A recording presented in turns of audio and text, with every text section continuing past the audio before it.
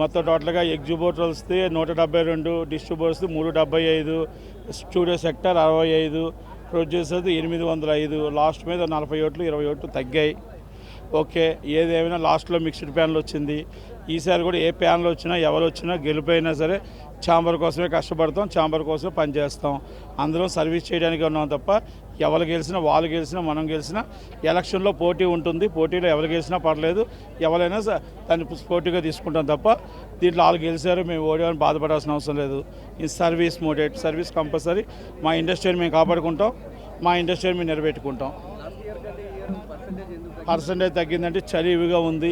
రెండోది కొంతమంది ఊళ్ళో లేరు, కొంతమంది ఎక్స్పైర్ అయ్యారు, ఇవన్నీ ఉన్నాయి. 20 ఓట్లు తేడా వచ్చింది, 40 ఓట్లు ప్రొడ్యూసర్లో తేడా వచ్చింది, అంతే. అంతగానే ఎక్కువ రాలేదు. ఏది ఏమైనా నేను గెలవాలని కోరుకుందాం. పోటీ చేశాను కాబట్టి సురేష్ బాబు గారు గెలవాలని కోరుకుందాం. ఇద్దరం ఒకవేళ మేమిద్దరం గెలిచి లోనికి వస్తే ప్రెసిడెంట్ పోటీకి కంటెస్ట్ చేద్దాం. ఎవరు గెలిచినా కూడా సర్వీస్ చేయడమే తప్ప ఎవరికి ఏం లేదు. ఎవరమైనా సరే వాళ్ళు గెలిచినా మేము గెలిచినా ఎవరు గెలిచినా is the happy. Thank you. చరిత్ర సృష్టించినోడు ఇప్పుడు ఆ చరిత్రని తిరగరాయబోతున్నాడు.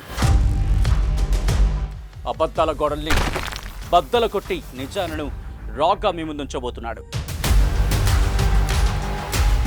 నిజమైన వార్తల కోసం వెంటనే డౌన్లోడ్ చేసుకోండి రా యాప్ని.